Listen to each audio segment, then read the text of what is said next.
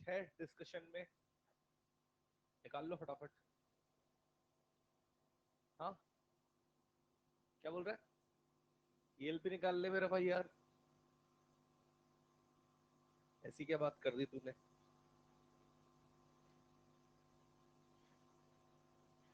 ELP कौन सी, पहली? अच्छा,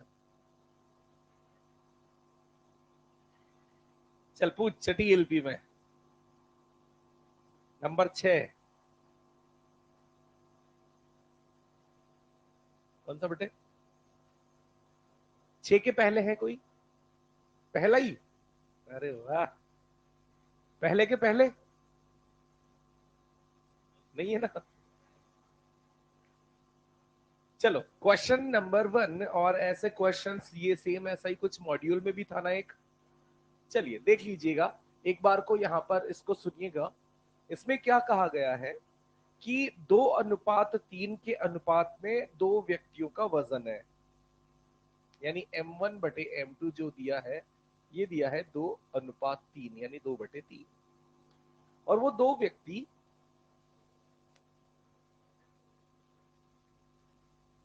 ये किसका अनुपात है?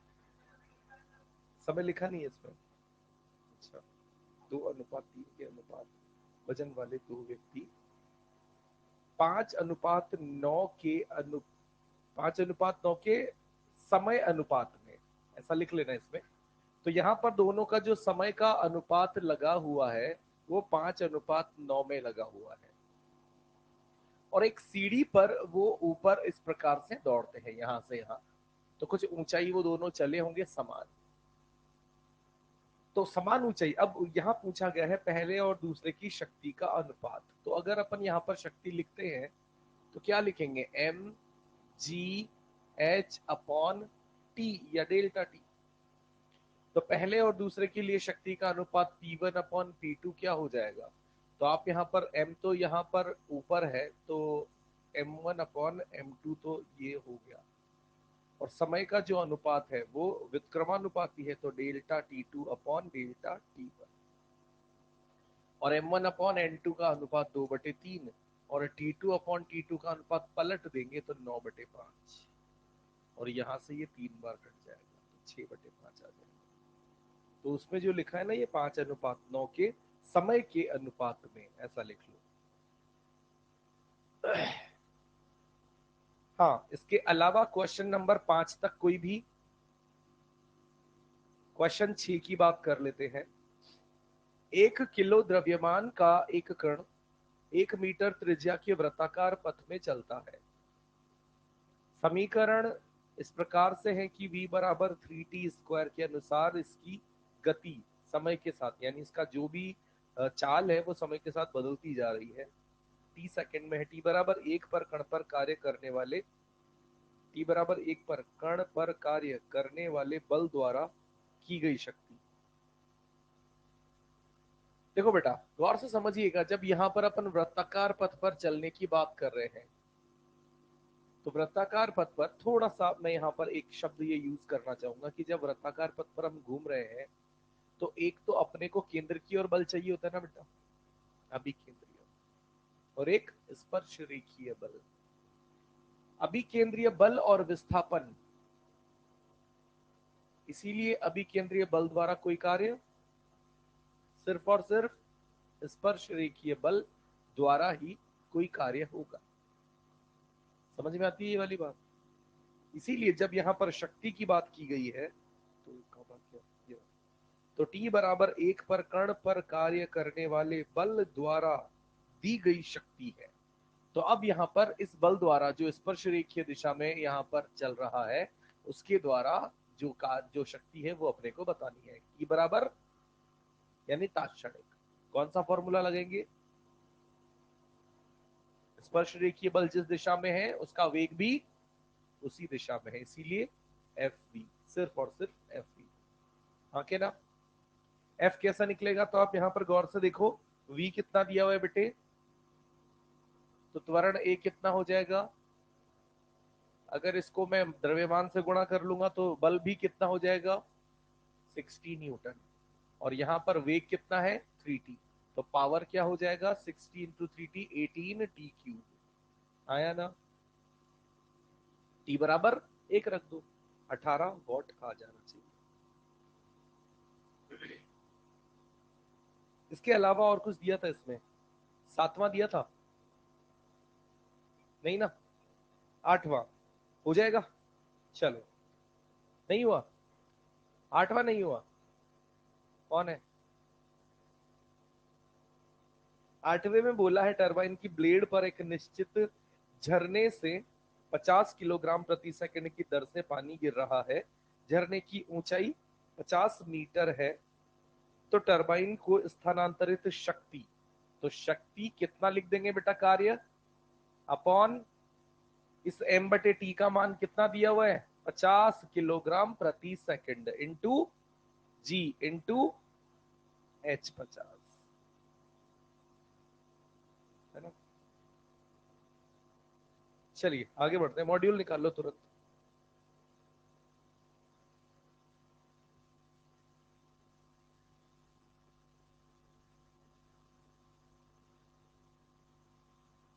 इनको रख लें यार। मॉड्यूल में आप पावर वाला सेक्शन ही बच रहा था, बाकी हो गए थे शायद से। तो पावर वाले पर आ जाइए, शक्ति पेज नंबर 48। पेज नंबर 48 पर जो क्वेश्चन अपन ने दिए थे 72 तक में कोई डाउट, 77 तक में कोई डाउट, 77। एक हॉर्स पावर की एक मोटर है, 20 मीटर गहरे कुएं से पानी खींचकर जमीन के तल से 10 मीटर की ऊंचाई पर टंकी को भरना है। यानी कुल मिलाकर पानी को कितनी ऊंचाई चढ़ाना है बेटे, 30 मीटर, हाँ के ना। कुएं से 20 मीटर और जहां तल आ गया उस तल से छत, यानी हमारी जो छत की ऊंचाई दे रखी है वो 10 मीटर। और कितना पानी चढ़ाना है, 2238 लीटर। 1 लीटर पानी का भार कितना होता है, 1 किलो, 1 किलो, है ना।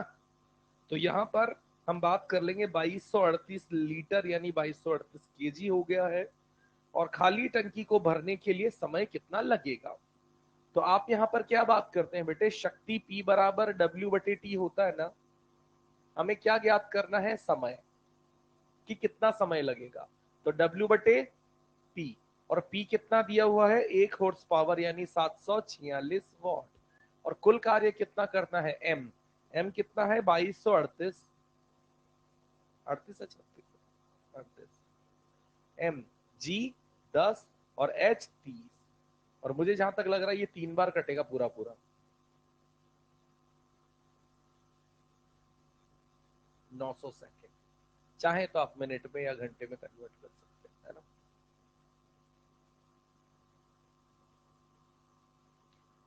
क्वेश्चन 81 तक कोई डाउट, जो भी अपन ने दिए हैं उनमें से 81 तक हो गए। 82,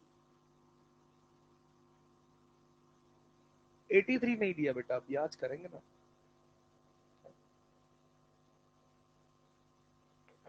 एक्सरसाइज 2 पे आ जाओ। एक्सरसाइज 2 में कर दिए थे शायद अपन ने कुछ कुछ जो दिए थे डिस्कस, ठीक है। ओके, एक्सरसाइज 3 में कुछ, चलिए आगे बढ़ाते हैं बात। नोट्स में हमने आखिरी सवाल कहां तक किया था,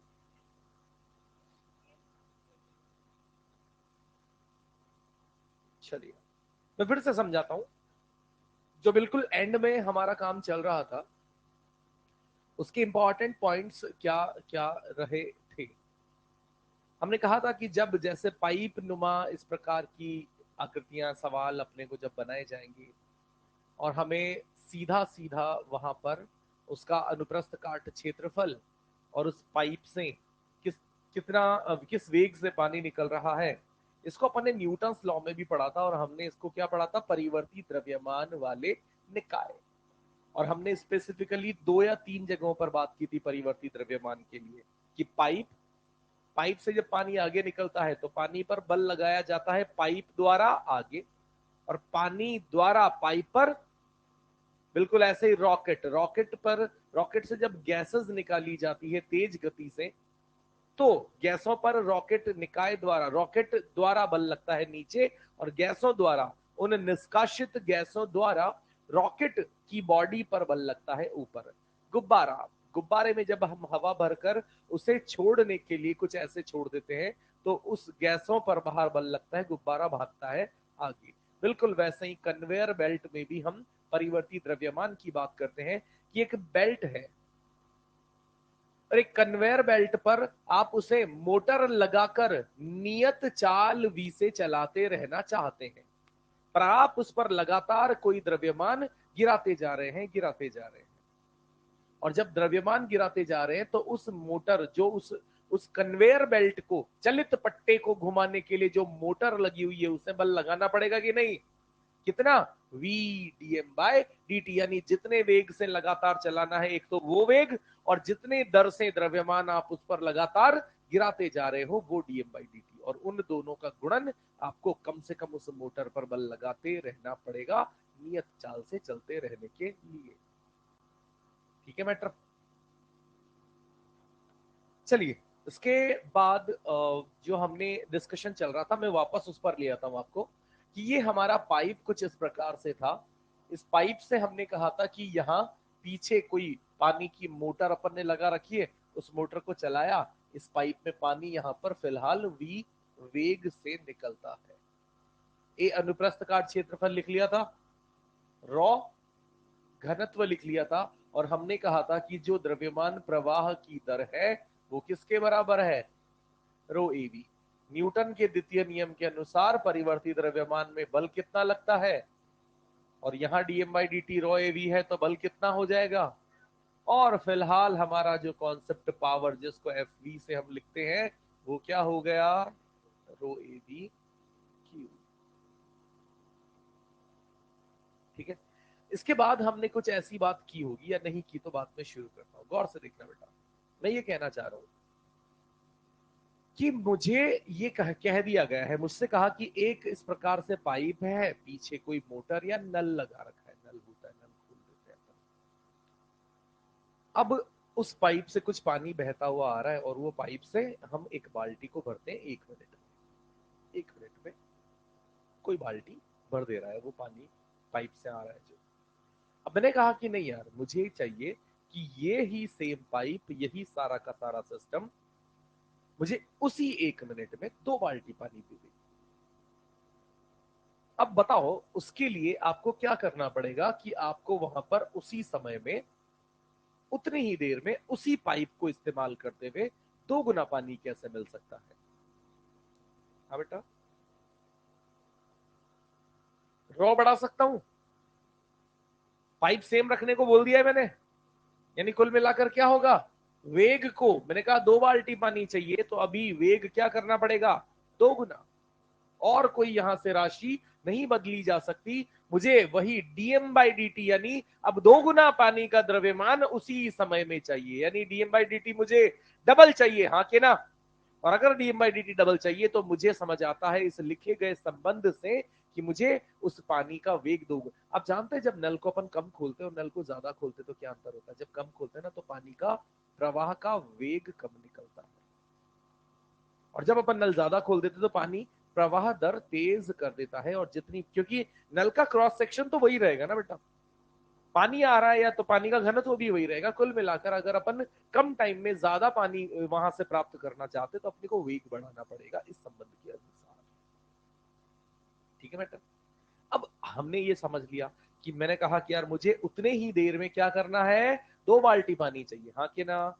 तो नतीजा क्या निकाला हमने, क्या करना पड़ेगा वेग को? तो अब यहां पर मुझे बताओ कि पानी पर लगने वाला बल कितने गुना हो जाएगा?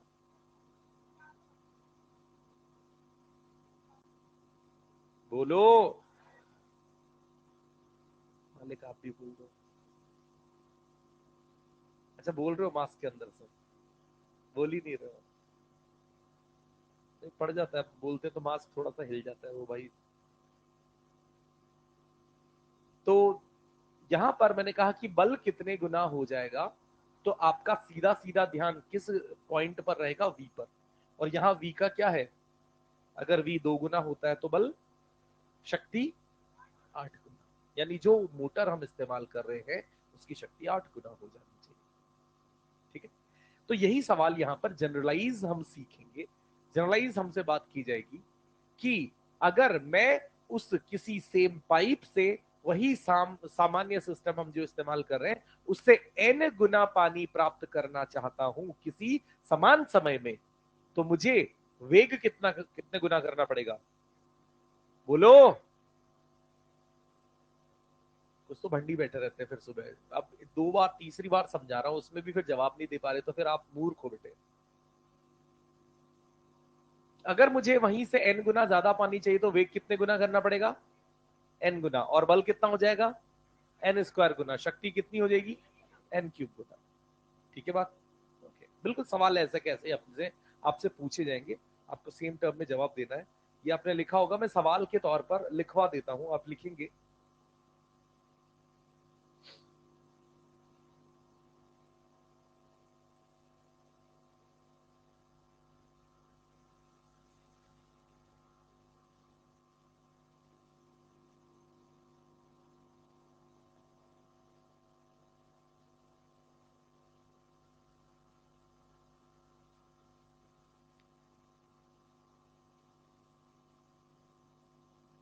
एक पंप द्वारा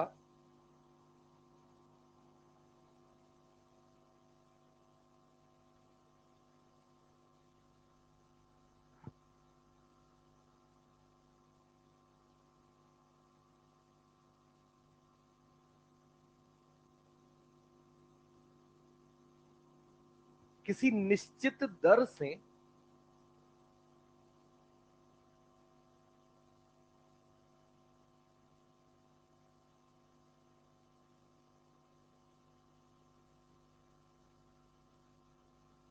द्रव प्रवाहित करने के लिए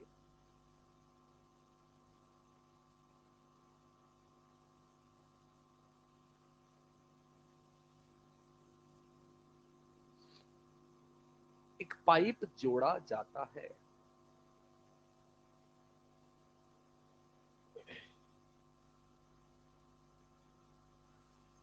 एक पाइप जोड़ा जाता है।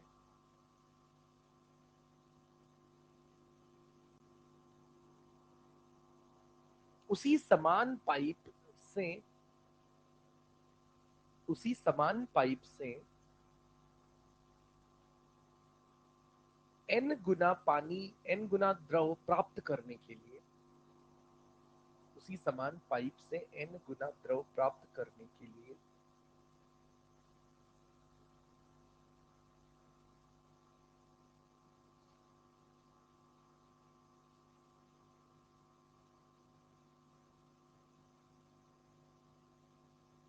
द्रव का वेग, कॉमा, द्रव पर बल तथा मोटर की शक्ति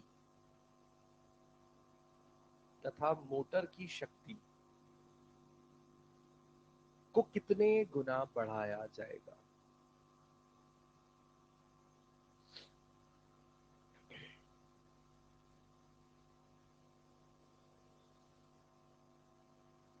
तो सिंपल सा सोल्यूशन यहां पर अपन लिख लेते हैं। इसमें काम बस इतना सा है, ये हमारा हो गया पाइप, या मैं यहीं से इसको यूज कर लेता हूं।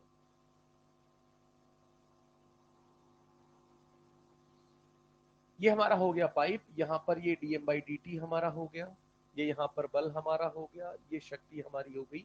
और हम अब चाहते हैं कि ये जो पाइप है इससे निकलने वाला dm-dt,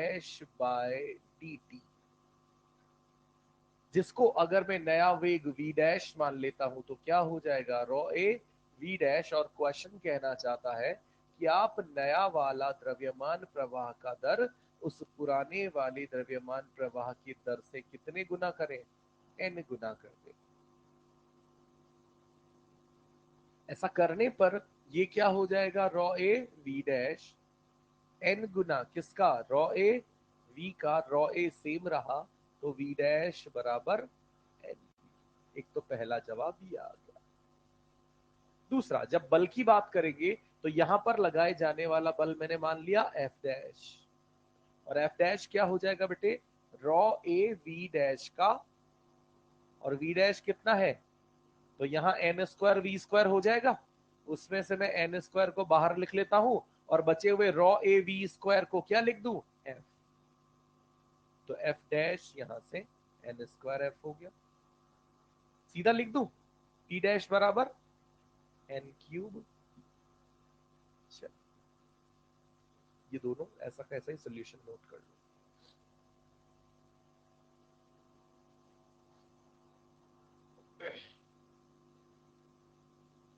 थोड़ा जल्दी से लिख लेते हैं ताकि आप अपन आज खत्म कर दें इसे।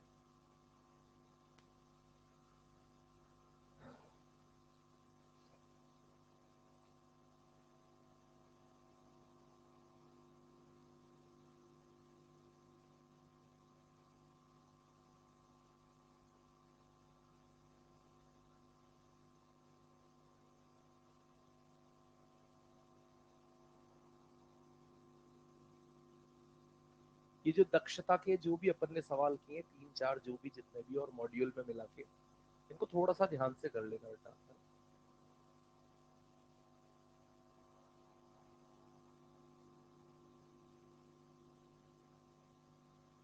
अरे ठीक है ना यार, मैंने कहा कुछ पूछा यार, मैं तो देख रहा था बस।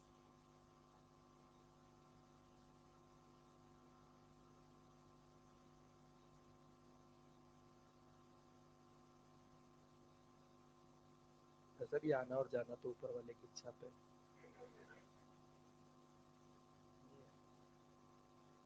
हाँ वही मतलब, तो आ भी गया था, तेरे को रोक लिया क्योंकि तेरे को लेट आना था आज, तो ऊपर वाले ने एक लीला रच दी।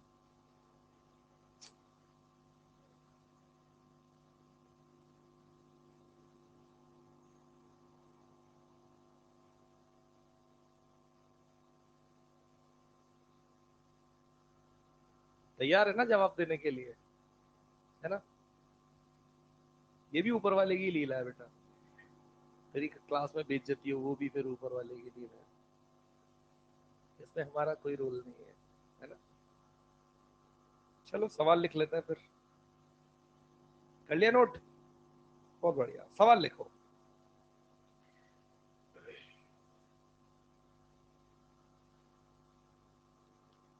एक इंजन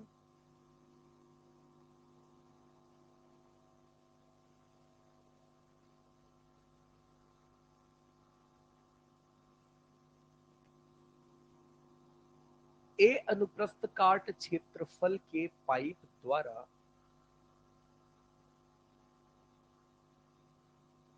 एक इंजन ए अनुप्रस्थ काट क्षेत्रफल के पाइप द्वारा रॉ घनत्व के द्रव को, रॉ घनत्व के द्रव को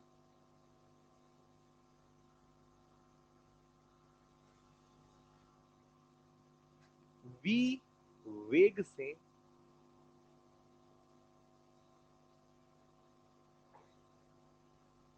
प्रवाहित करवाता है।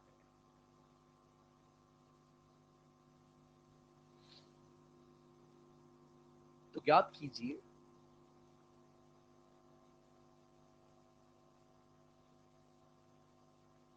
नंबर वन, इंजन की शक्ति।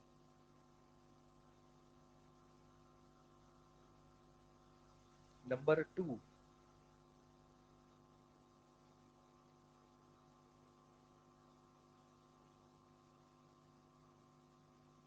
गतिज ऊर्जा दी जाने की दर, गतिज ऊर्जा दी जाने की दर।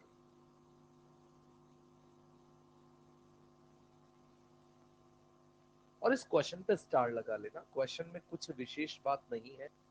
स्टार लगाने का प्रयोजन ये है कि यहाँ पर इसमें पूछा गया दूसरा सवाल, जो इसका दूसरा पार्ट है, ये थोड़ा स्पेसिफिक सोल्यूशन रखता है। और रिपीटेडली ये सवाल हर बुक में आपको कहीं ना कहीं किसी न किसी रूप में मिल ही जाएगा, इसलिए अपन ने इस सवाल पर स्टार लगाया है। तो पहले वाले, इसका पहला सवाल का जो आंसर है, पहले पॉइंट का जो आंसर है, वो तो बहुत सेम है। क्या है?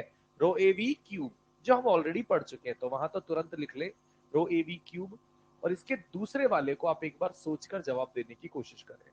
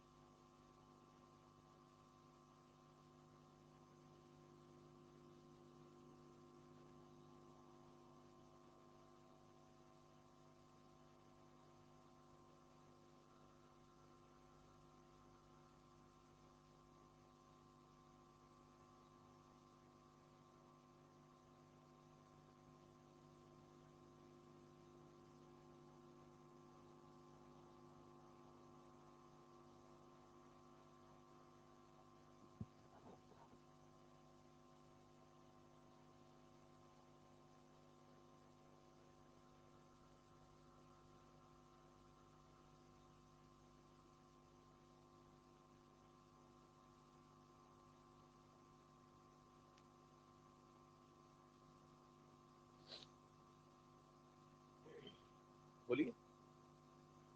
देखो, ये जो हमने लिखा है गतिज ऊर्जा में गतिज गतिज ऊर्जा दी जाने की दर, तो गतिज ऊर्जा किस दर से दी जा रही है उसको अपन यहाँ पर लिखेंगे काइनेटिक एनर्जी, और इसे दिए जाने की दर यानी डी बाय डी टी। अब चाहे तो थोड़ा सा और इसमें स्टेटमेंट 2 में लिखें, गतिज ऊर्जा दी जाने की दर जो है ना, इसके ब्रैकेट में लिख लें समय के सापेक्ष, ब्रैकेट में लिख लें समय के सापेक्ष, ताकि थोड़ा सा क्लियर रहेगा कि हम गतिज ऊर्जा में समय के सापेक्ष दर की बात कर रहे हैं। और हम इसे लिख सकते हैं डी बाई डी टी। और गतिज ऊर्जा का फॉर्मूला क्या होता है? क्या यहाँ पाइप से जो पानी निकल रहा है उसका वेग नियत है? हाँ या ना? तो यहाँ से जो नियत राशियां हैं उनको अपन बाहर ले लेते हैं। और क्या द्रव्यमान, यहाँ परिवर्ती द्रव्यमान की बात करते हैं ना अपन, हम यहाँ पर इसी को वही तो कहते हैं ना, वेरिएबल मास सिस्टम, परिवर्ती द्रव्यमान निकाय। और इसीलिए हम कहते हैं कि यहाँ द्रव्यमान लगातार बदलता रहेगा डीएम बाई डी टी, जिस दर से हम बात कर रहे हैं वो लिख देंगे, और डीएम बाई डी टी का मान रो ए वी। और यहां से ये बाहर हाफ वी स्क्वायर, और ये मिल जाएगा 1/2 रॉ ए वी क्यू। बिल्कुल ऐसा कैसे ही लिख लें।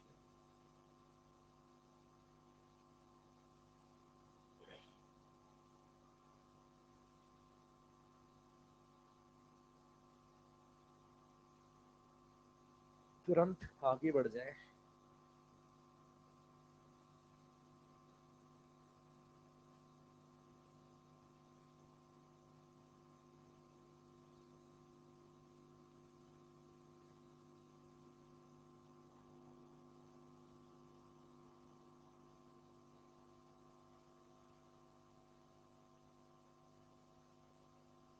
सवाल लिखेंगे।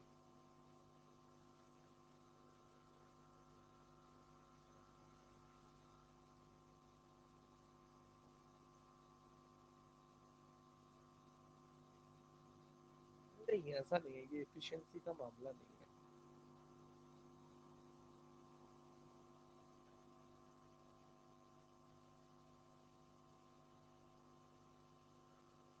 नहीं,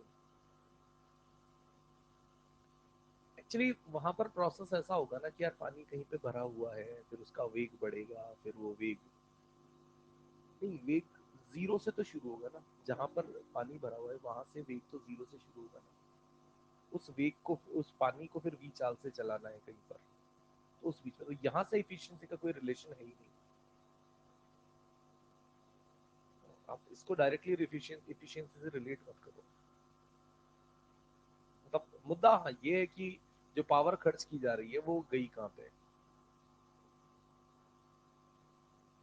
है ना? उसके लिए सेपरेट डिस्कशन अपन देख लेंगे। फिलहाल अपन बात करते हैं एक सवाल और लिखें।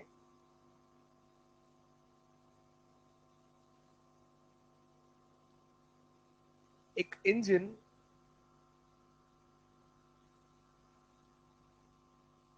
एक पाइप द्वारा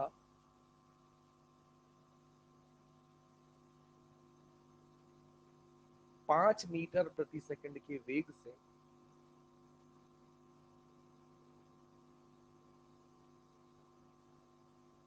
पानी फेंकता है।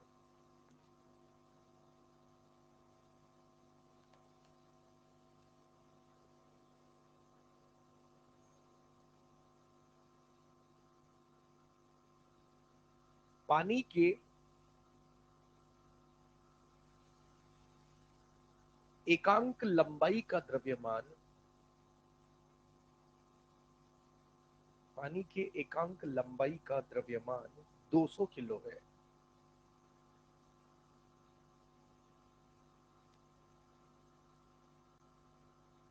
200 केजी प्रति मीटर है।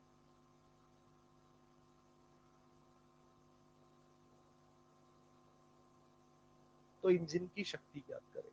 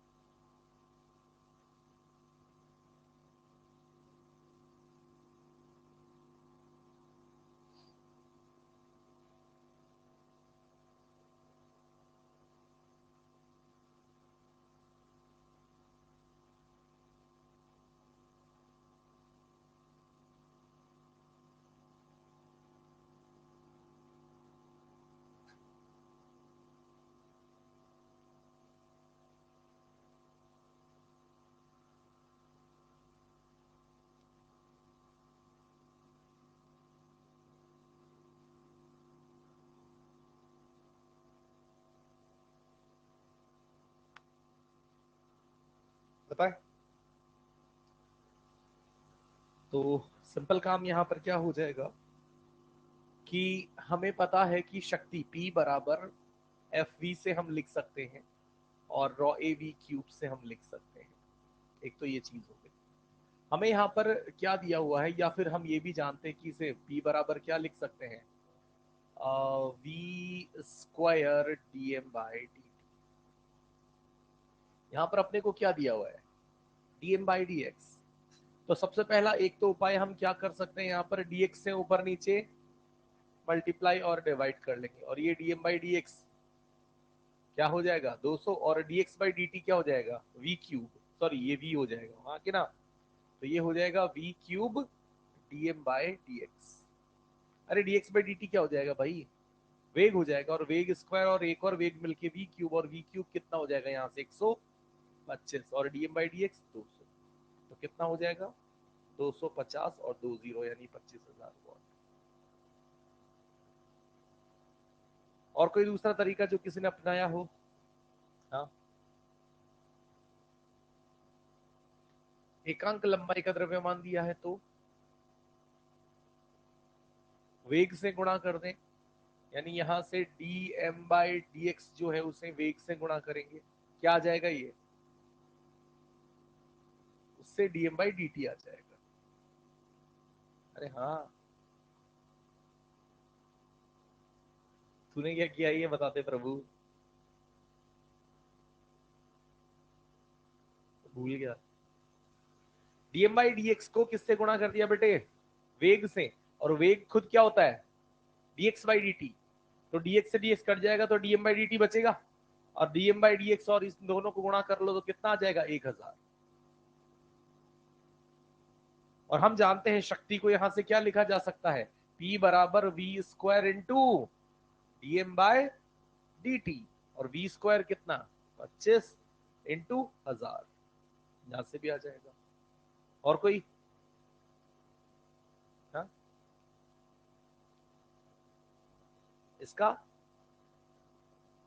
किसका पाइप का, किसका आयतन, पाइप का आयतन 1 मीटर क्यूब होगा।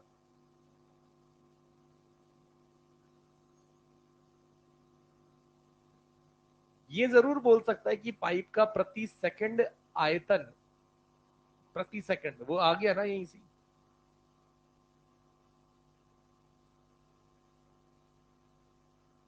रॉ जो हो जाएगा,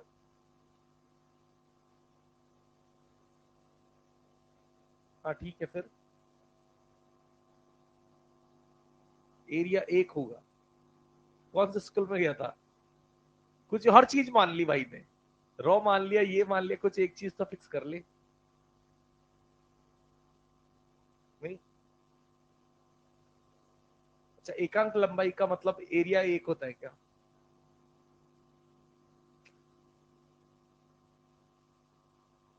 और कोई इसके अलावा,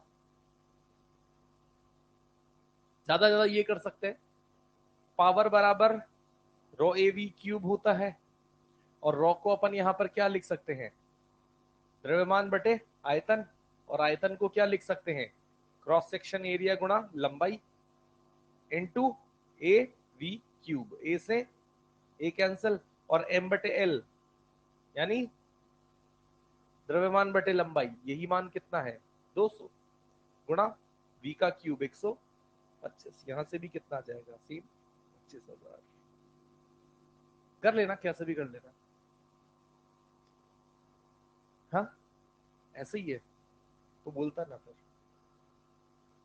चलिए इस सवाल को देखो एक बार तुरंत।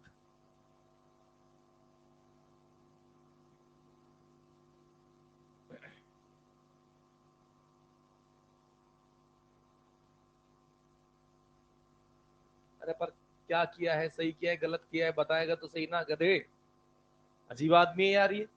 मैं समझने और समझाने की तो बात ही नहीं कर रहा, तूने किया क्या था ये बता देता मेरे को, मेरे को समझना थोड़ी ना था, मेरे को पढ़ाने थोड़ी ना आया यहाँ पे कि मेरे को समझा के जाएगा। मेरे को करना पड़ता है वो तो 4 बार समझाऊंगा, 5 बार समझाऊंगा, जो क्या कर रहा था वो तो बताएगा। अब तूने अनुप्रस्थ काट क्षेत्रफल 1 मान लिया, ऐसा तो ऐसा थोड़ी ना कर सकता है तू।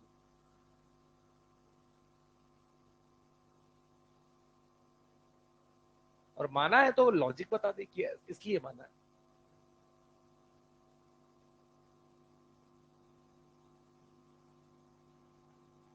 या सीधा सीधा यूं बोल दे कि वो तो कुछ भी मानू वो कट जाएगा, ये बोल देगा तो बस। तो फिर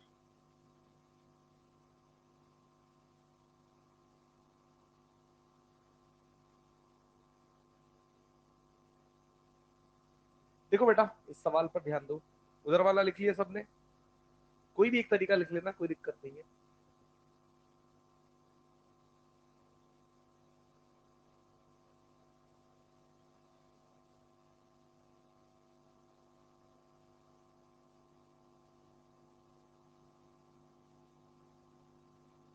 देखो, पहले मैं थोड़ा सा यहां से एक प्रोसेस स्टार्ट करता हूं, मैं समझाने की कोशिश करता हूं कि हम जानना क्या चाहते हैं।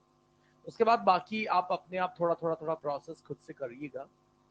ऐसे सवाल होंगे और आपने देखे भी होंगे, जिन सवालों में सबसे इंपॉर्टेंट चीज जो होती है वो ये होती है कि अपने को नियत शक्ति देकर कुछ सवाल पूछा जाता है। और सवाल में कुछ वैल्यूज कुछ ऐसी दी जाती है कि कहां से शुरू हुआ, तो अब हमने कह दिया मूल बिंदु से। किस क्षण पर प्रारंभ हमने माना, टी बराबर 0 पर। किस वेग से शुरू हुआ मूल बिंदु से, विराम से, रेस्ट से। और वहां से अब नियत शक्ति के साथ एक इंजन या कोई भी निकाय प्रारंभ हुआ, कोई भी कार, कोई भी मोटर वहां से नियत शक्ति के साथ प्रारंभ होती है। और अब जब वो चलने लगेगी, वो वस्तु, वो चीज, तो उसके साथ समय के साथ वेग बढ़ेगा, समय के साथ वो आगे बढ़ेगा, विस्थापन बढ़ेगा, त्वरण बढ़ेगा, उसकी गतिज ऊर्जा बढ़ेगी। तो समय के साथ मुझे इन चीजों को रिलेट करते चलना है। तो सबसे पहले अपन यहां पर आ जाते हैं कि अगर मान लो मुझे वेग और समय में संबंध निकालना है, तो मैं क्या चीज का इस्तेमाल करूं? क्या दिया हुआ है? दिया हुआ कुछ भी नहीं है, सिर्फ और सिर्फ शक्ति नियत दी हुई है, पी कांस्टेंट है। हम पी को क्या लिख सकते हैं, इस चीज को समझिएगा। हम पी को एकमात्र चीज लिखते हैं, वो है एफ वी। क्योंकि आप जानते हैं कि आपको किसी समय विशेष पर वेग विशेष की बात करनी है, यानी जो भी काम होना है वो तात्क्षणिक होना है, किसी टी पर किसी वेग को रिलेट करना है। और इसीलिए हमने यहां पर शक्ति के लिए जो तात्क्षणिक का फॉर्मूला है एफ वी, उसे यूज किया। और मैंने यहां पर लिखा कि जो एफ है उसे द्रव्यमान गुणा त्वरण लिख सकता हूं, आके ना। और मेरा जो, मुझे पता है मेरे दिमाग में जो प्रोसेस है वो ये है कि मुझे वेग और समय को रिलेट करना है। इसीलिए पी तो नियत है, उसे तो मैं कुछ लिख ही नहीं सकता। द्रव्यमान एम को भी नहीं छेड़ सकता। बस त्वरण को मैं क्या लिख सकता हूं? त्वरण को एक तो हम अपने काम के हिसाब से डीवी बाई डी टी लिख सकते हैं, और जरूरत पड़ जाए तो v dv by d x लिख सकते हैं। ये दूसरा वाला पता है? अरे नहीं पता तो देख लो। यहां पर अब मैं क्या लिखना चाहता हूं? इस त्वरण को वेग और समय के रूप में लिखना चाहता हूं, तो मैंने त्वरण को क्या लिख दिया बेटे? डीवी बाय, और यहां पर ये क्या हो गया? इसके बाद हम चाहते हैं कि मैं कुछ अवकलन का, सॉरी, समाकलन का सेटअप तैयार कर दूं। तो मैं चाहूंगा कि मैं वेग के पद एक तरफ रखूं, यानी मेरा यहां से टारगेट ये रहेगा कि ये जो वेग के पद है, इनको तो मैं क्या कर लूं? एक तरफ रख लूं। और जो समय के dt वगैरह के जो पद है, जो वेरिएबल दूसरा समय है, उस समय के दूसरे सारे पदों को एक तरफ लेके चला जाऊं। और इसी प्रोसेस को कुछ ऐसे कहा जाता है, ये dt चला इधर, यहां पर p लिखा हुआ है। m और p क्या है बेटे? नियतांक है। p भी नियत है, द्रव्यमान m भी नियत है। तो आप इन नियतांकों को कहीं भी रखें, किसी भी तरफ रखें, कोई दिक्कत नहीं है। मैंने m को भी नीचे ले लिया, और यहां पर क्या बच गया बेटे? vd। आया ना? यानी अब मेरा सेटअप तैयार है। जो मैं जानना चाहता था वो संबंध किस किस के बीच में जानना चाहता था, और उसी के लिए मैंने वेग के सारे समाकलित चर पदों को एक तरफ कर दिया, और समय के सभी पदों को एक तरफ कर दिया। और यहां से अब मैं समाकलन का चिन्ह लगा दूंगा।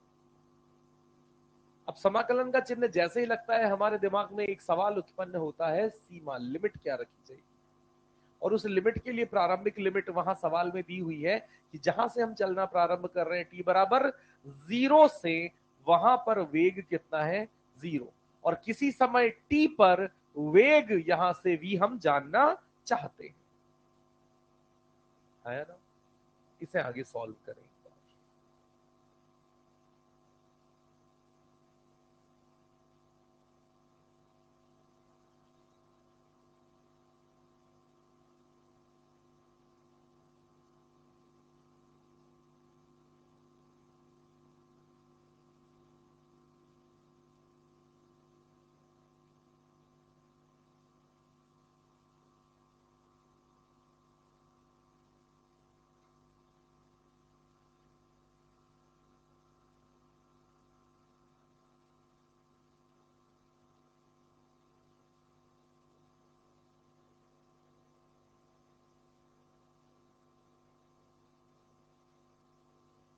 देखो जल्दी लिखो बेटे, जल्दी लिखो, सवाल लिख कर बैठ गया आराम से।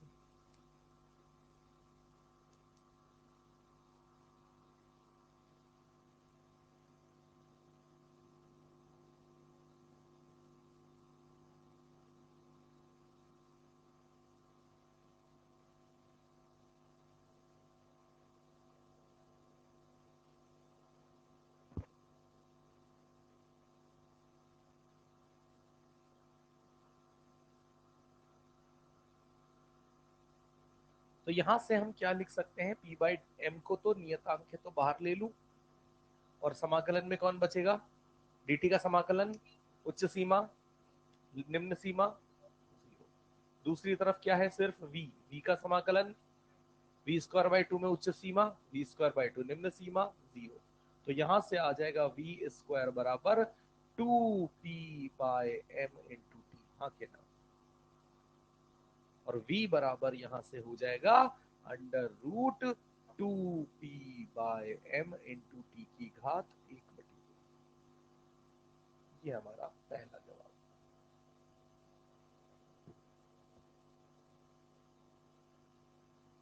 दूसरे के लिए काम शुरू करो।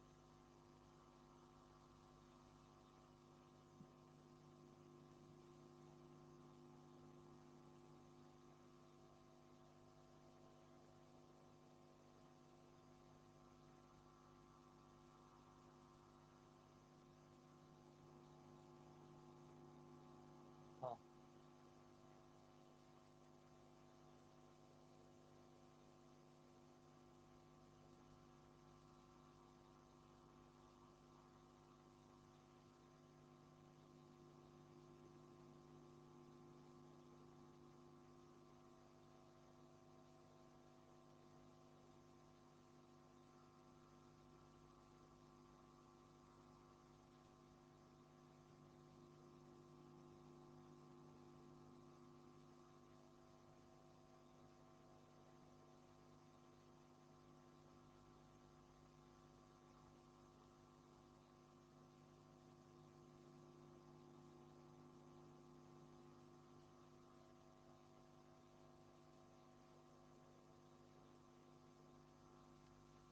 आपको एक चीज हमने अवकलन के टाइम पे ये भी बताई थी, इधर देखना गौर से, कि जब हम बात करते हैं एक्स, वी और ए की, तो अगर मेरे पास वेग का समय के साथ संबंध है, तो जब हम उसका क्या करेंगे बेटे, अवकलन कर देंगे, तो हमें क्या मिलेगा, त्वरण समय संबंध, हाँ के ना। और जब हम उसका क्या कर देंगे, समाकलन कर देंगे, तो हमें मिलेगा वहां पर एक्स और टी के मध्य संबंध। मुझे फिलहाल क्या करना है, क्या पता है, वेग और समय का संबंध। तो मैं यहाँ पर समाकलन कैसे करूंगा, गौर से देखना, और आप चेक कर लेना हमने ऐसे कैसे स्टेप्स लिखे हैं। हमने लिखा है इंटीग्रेशन dx बराबर इंटीग्रेशन v dt, वेग का समाकलन, और dx की लिमिट हम कहां से कहां तक रखते हैं, x1 से x2। x1 यहां पर कहां से शुरू कर रहा हूं मैं, मूल बिंदु से, और यहां से कहां तक जाना चाहता हूं, x तक। और वेग प्रारंभिक क्या है, कहां तक जाना चाहता हूं, v तक। और dx का समाकलन बेटे कितना हो जाएगा, और उच्च सीमा x माइनस 0। यहाँ वेग क्या है, ये रहा, और ये जो वेग है जब इसका समाकलन करेंगे तो नियतांक जो नियत राशि है वो तो एज इट इज यहाँ पर बाहर लिख दी जाएगी, कुछ ऐसे अंडर रूट 2p/m। अब मुझे समाकलन करना किसका है, टी की घात 1/2 का, तो वो समाकलन हो जाता है, घात एक बढ़ जाती है ना बेटा समाकलन में, तो 1/2 बढ़कर 3/2, और डिवाइड बाय 3/2, तो यहां से 2 ऊपर और 3 नीचे, ये ऐसा संबंध आ जाएगा। चाहे तो इसे कुछ ऐसा लिख सकते हैं। ये हमारा दूसरा पार्ट हो गया।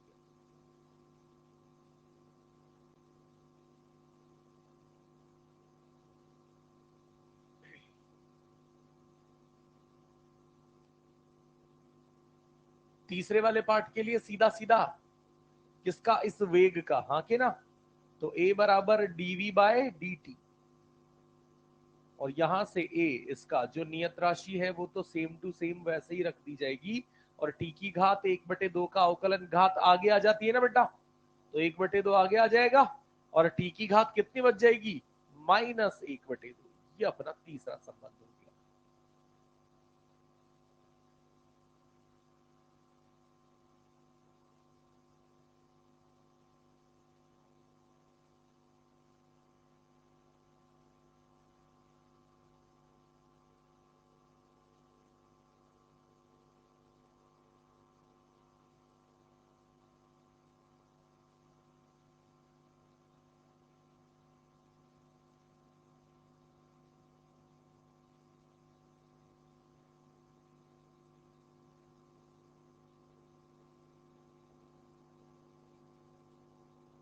चौथे के लिए क्या किया जाए, चौथा किसके बीच, किस किस के बीच में संबंध चाहिए, काइनेटिक एनर्जी का फॉर्मूला 12mv² होता है। अगर मैं यहाँ वेग को सीधा समय के रूप में लिख दूं तो डायरेक्ट मुझे वेग, काइनेटिक एनर्जी और समय का संबंध मिल जाएगा। और वेग का समय के साथ संबंध क्या है, तो हमें पता है हाफ अपनी जगह, एम अपनी जगह, वी² का मान बता दो मुझे टी के रूप में। अरे वी² का मान बता दो टी के रूप में, 2p/m × टी। क्या एम से एम कट गया, 2 से 2 कट गया, तो काइनेटिक एनर्जी बराबर पीटी, हाँ के ना। यानी संबंध हम लिख सकते हैं काइनेटिक एनर्जी समानुपाती टी, क्योंकि पी क्या है, नियत। ये यहां से चौथा भी हो गया।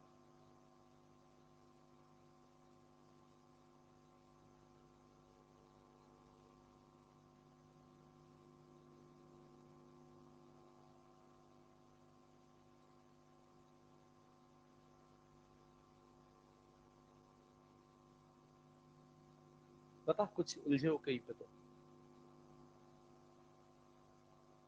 कुछ जोक याद आया कैसे, बता पाशा, पाशा भाई, पाशा भाई। हाँ, वेग कौन से वाले में, इसमें, इसमें लिमिट लगाई नहीं चाहिए, क्या है ये,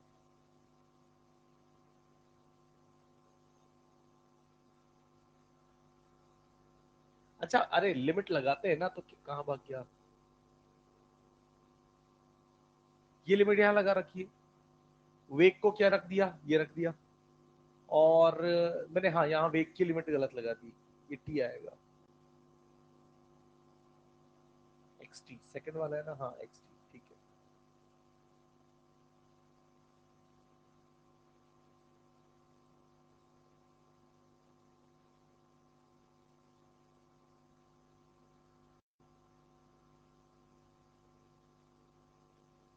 इस आखिरी वाले जिसमें हमें क्या ज्ञात करना है बेटा, वी एक्स, इसके लिए क्या करें, कोई ज्यादा बढ़िया आइडिया तो यहां से शुरू होता है इस पांचवे वाले हिस्से के लिए, कि पावर को फिर से मैं क्या लिखूंगा, एफ वी, एफ को मैं फिर से क्या लिखूंगा, द्रव्यमान गुणा त्वरण, और मैं यहां पर इस त्वरण को क्या लिख दूं, वी dv/dx।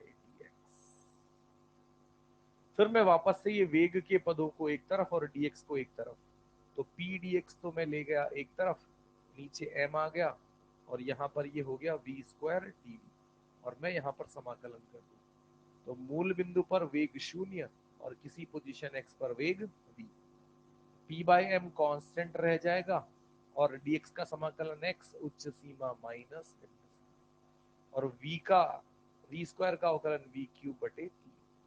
तो यहां से अपने को मिल जाएगा v³ बराबर 3p/m × x।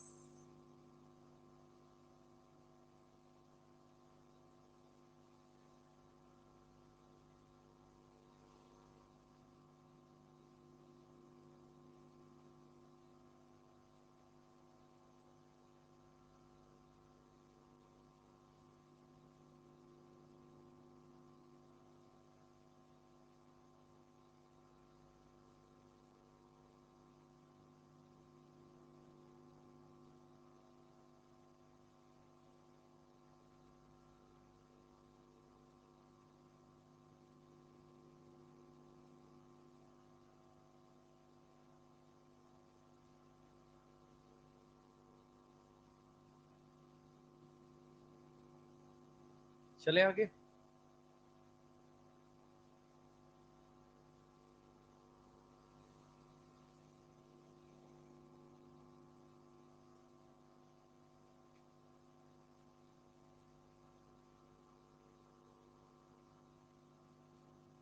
बड़े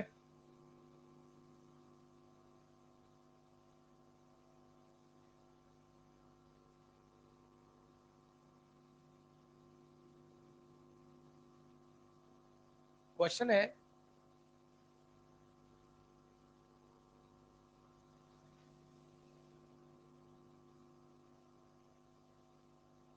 सबसे पहले ये ज्ञात करो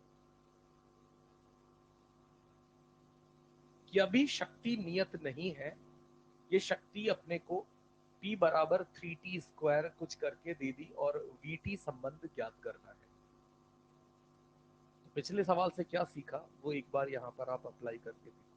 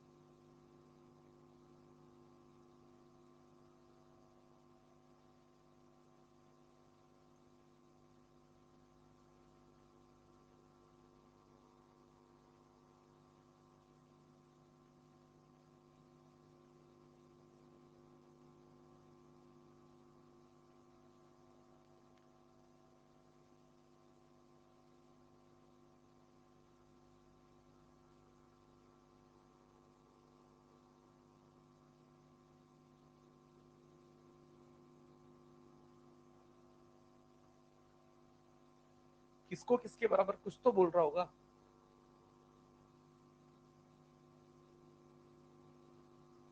अरे कौन किसके बराबर?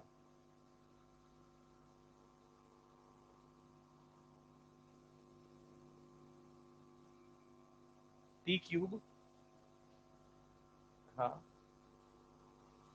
Is equal to V² bye ऐसा ये आ रहा है।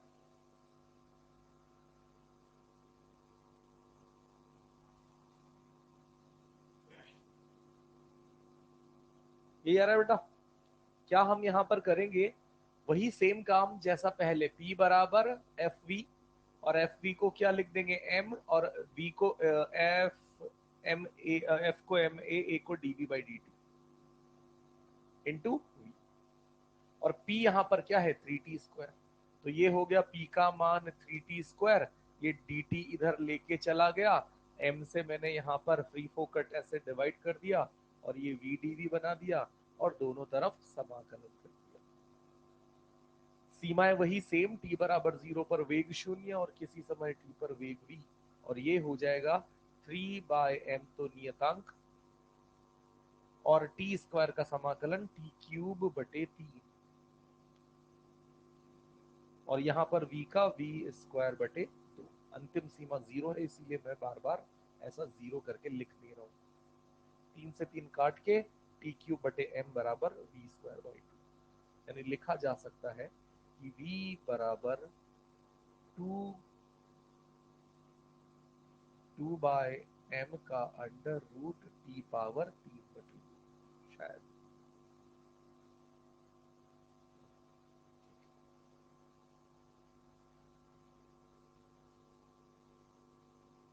दूसरा यहां से निकालो xt।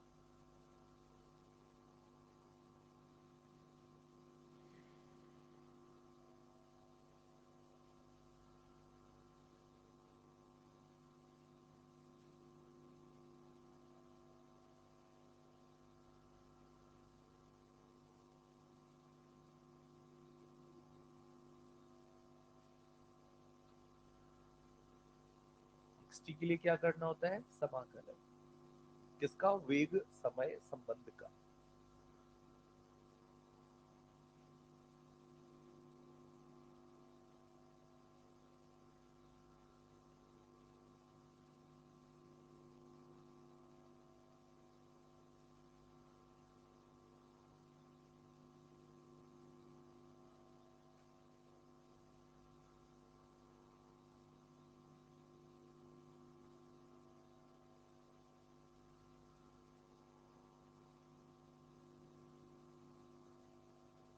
कुछ ये आ जाएगा।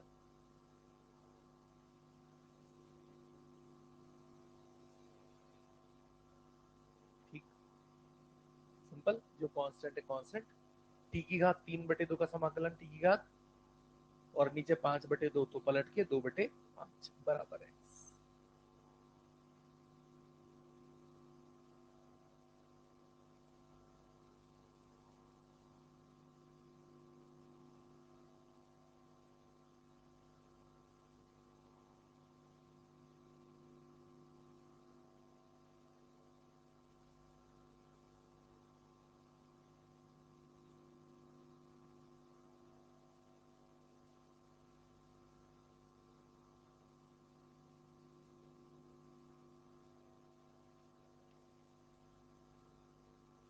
एटी के लिए क्या करोगे, अवकलन करने की, तो जो नियत है वो तो नियत रह जाएगा, √2/m, तो टी की घात 3/2 का अवकलन 3/2 टी की घात 1/2।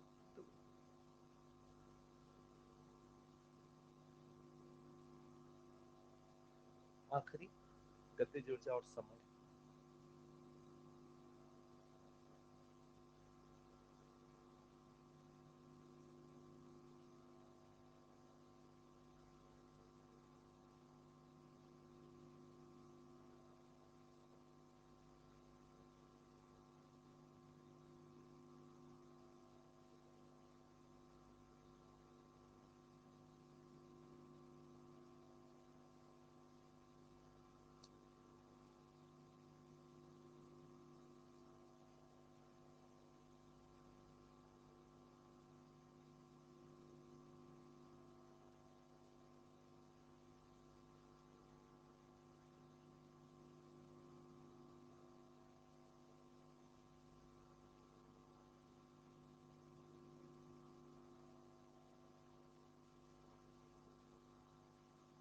होगा, सीधा सीधा गतिज ऊर्जा का फॉर्मूला क्या लगा दो बेटे, गतिज ऊर्जा बराबर 12m v², और v² क्या निकाल रखा है आपने उधर, v² आपने निकाल रखा है 2t³ m।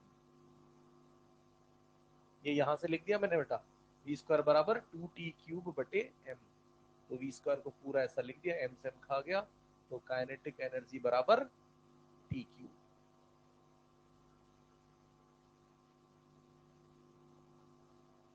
ठीक है ना मैटर।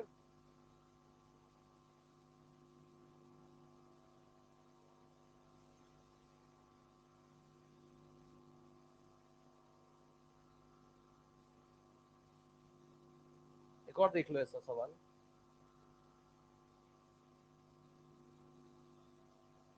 अभी मैंने टी के रूप में संबंध ना देकर किसके रूप में दिया, एक्स के रूप में, यानी शक्ति P बराबर, शक्ति P बराबर पावर P बराबर 12x², और मैं जानना चाहता हूं सिर्फ और सिर्फ V और x का संबंध।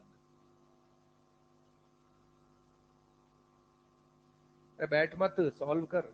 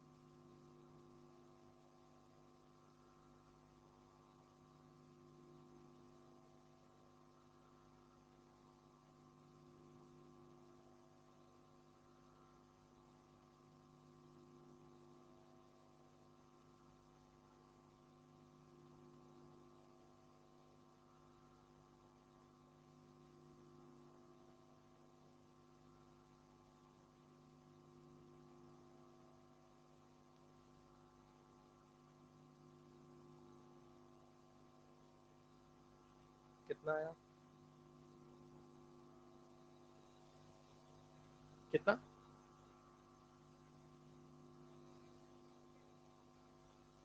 दोबारा बोल। P बाई एम, फिर 3x, ऐसे ही आ रहा है कुछ? कूट तो नहीं आ रहा हो तो यार ऐसा, पीट डालो इसको। चलो कोई ना, देखो हो सकता है आ रहा हो ये। हमारा काम यहां से क्या होगा बेटा कि चूंकि हम जानते हैं P किसके रूप में जानते हैं, तो हम यहां से P को एफ वी लिखेंगे, F को एम ए लिखेंगे, और इस A को क्या लिखेंगे? V d v by d x. और ये P यहां पर लिख दिया जाएगा 12x²। ये dx इधर भेज दिया जाएगा, m से भाग दे दिया जाएगा, और यहां बचेगा v² dv, जिसका हम समाकलन कर देंगे। और कहां से कहां तक सारी बातें वही है पुरानी, कि मूल बिंदु से शुरू, शून्य वेग से, तो x पर वेग v कितना होगा, है ना, लिमिट्स वैसे ही सेट है। तो ये 12/m तो कांस्टेंट वैसा का वैसा ही, और x² का अवकलन उच्च सीमा माइनस निम्न सीमा, और v का अवकलन v³ उच्च सीमा माइनस निम्न सीमा। ये यहाँ 4 बार काट डालो, और ये उधर जाकर 3 से 3 ही काट देता है यार। ठीक है, 12x³ बाय m बराबर v³। तो यहाँ पर ये आ जाएगा v बराबर 12/m की घात 1/3 इंटू एक्स। अबे झंडू, यही क्या है? पी कांस्टेंट ले लिया।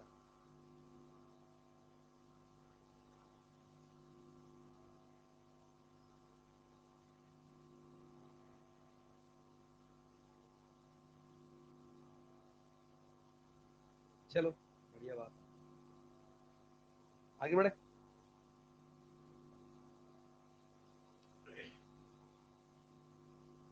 चले, देखो हमने क्या सीखा कि जब हम तात्क्षणिक शक्ति की बात कर रहे हैं, तो हम उसको कुछ इस प्रकार से लिखते हैं dw/dt। और अगर मैं यहां से ये dw लिखना चाहूं, तो dw क्या हो जाएगा बेटा? p instantaneous dt।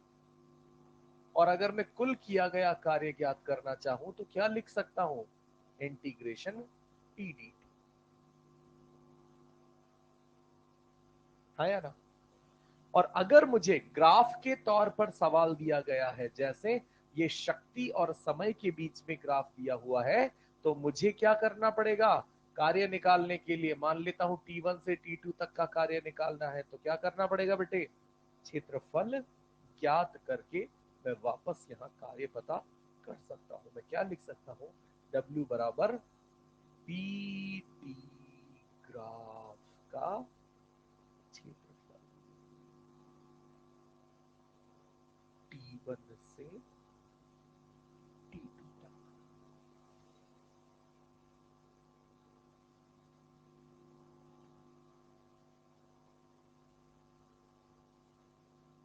जरूरत नहीं पड़ती है, बस ऐसे ही अपन ने देख लिया।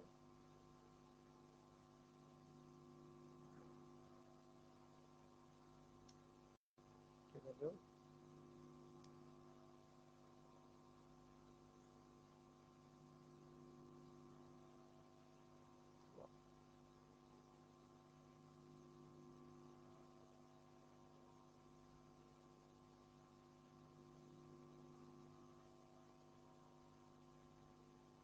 चले आगे।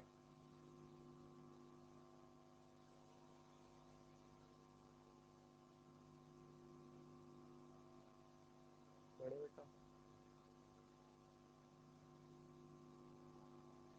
एक सवाल ऐसा है, इसमें मास अपने को दिया है 2 kg,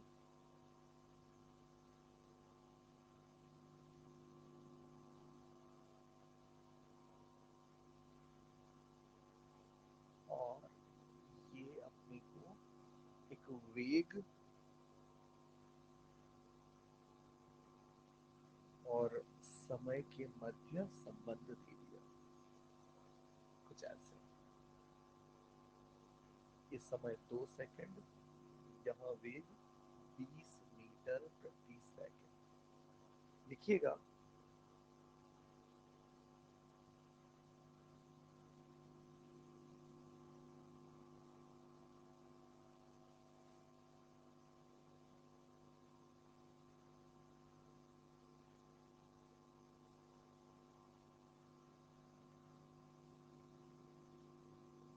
निकाय पर कुल कार्य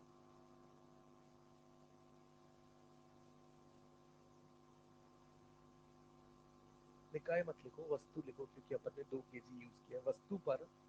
वस्तु पर कुल कार्य तथा तथा प्रारंभिक तात्क्षणिक शक्ति ज्ञात करो, तथा प्रारंभिक तात्क्षणिक शक्ति ज्ञात करो। निकाय पर कुल कार्य तथा प्रारंभिक तात्क्षणिक शक्ति ज्ञात करो।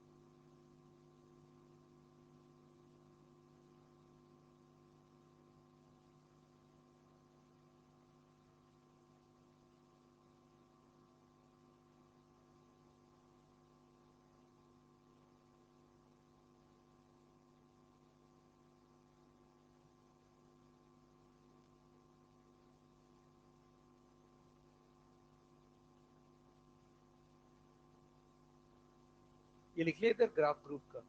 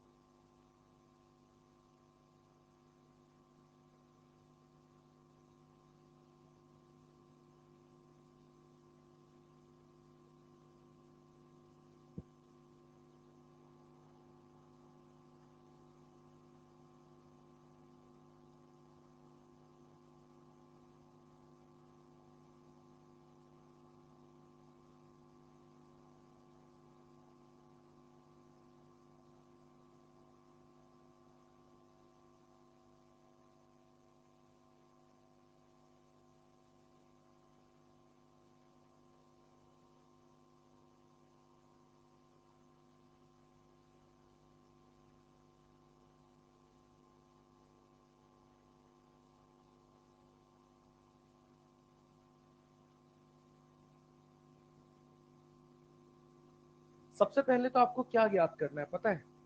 कार्य, और कुल किया गया कार्य बराबर गतिज ऊर्जा में परिवर्तन -400।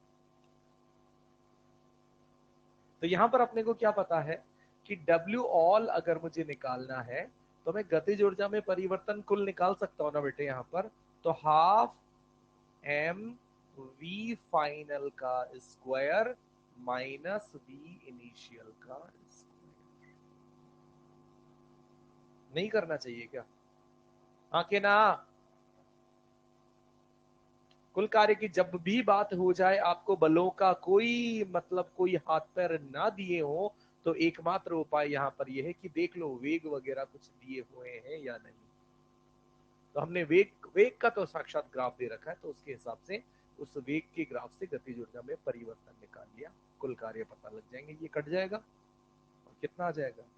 -400 जूल। दूसरी चीज क्या पूछिए बेटे? तात्क्षणिक शक्ति कहां पर?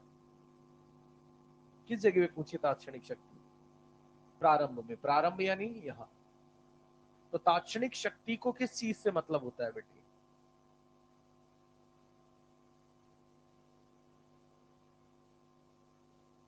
ये वेग प्लस पॉजिटिव 20 और बल। बल नहीं पता? पता है, ढाल। ये इस रेखा का ढाल ही क्या देगा? और किससे गुणा कर दूंगा? हाँ कि ना? ढाल बता दो तुरंत। इस रेखा का ढाल है माइनस, अधिक कोण बन रहा है, और 20/2। तो बल कितना हो जाएगा? -20। तो यहां से बल हो गया -20, वेग हो गया 20, तो यहां से -400 वॉट।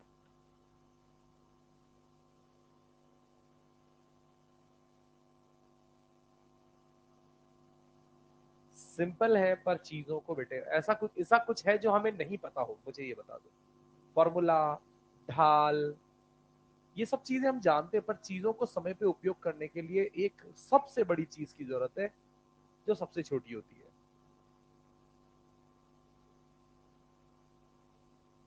तो थोड़ा सा सवालों को देख के सीखें, ट्राई करें, रिपीट करें, रिवाइज करें, बार बार भूलने से पहले चीजों को याद करें। मैं इसी पर्सपेक्टिव में आपको एक सवाल उधर और लिखा, मैंने यहाँ ग्राफिकली दिखाया, उधर वो इक्वेशन के तौर पर दिखाने की कोशिश की। उसको भी निपटा लें अभी के अभी।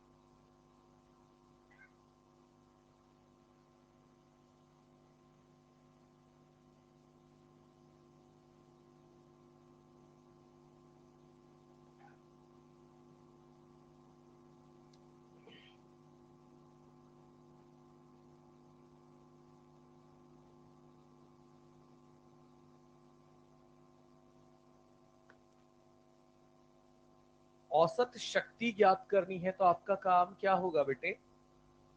कुल किया गया कार्य। वो कैसे पता लगेगा? गतिज ऊर्जा में परिवर्तन से। और गतिज ऊर्जा में परिवर्तन के लिए half m v final square minus v initial square बटे समय कितना? 1 सेकंड का अंतराल। वी फाइनल वी इनिशियल कहां से आएंगे? इस संबंध से। ये कर लेना, बिल्कुल वैसा ही मिलता जुलता कुछ ऐसा है, ये भी करना। यहाँ पर कंप्लीट हो गया। अगले लेक्चर से शुरू से हम सेंटर ऑफ मास शुरू करेंगे कल से। और मुझे आप होमवर्क जो भी है, एक्सरसाइज 1 2 3, ईएलपी तो हो ही गई ऑलमोस्ट। एक आध जो सवाल बचा है वो बल और एक्स वाला, वो सब आप कोशिश करना आराम से सॉल्व करना। इसके ईएलपी के सॉल्यूशंस मिल गए? बहुत बढ़िया। तो देख लेना, जो भी पुराने भी आपके डाउट्स हैं, आपको लगता है अभी दोबारा टेस्ट के लिए सॉल्व कर रहे हैं, वो देख लेना आप, ठीक है? होमवर्क आज के लिए नया कुछ नहीं, जो है जो रिमेनिंग है वो सब समटा लेना, पूरा का पूरा निपटा लेना। Thank you.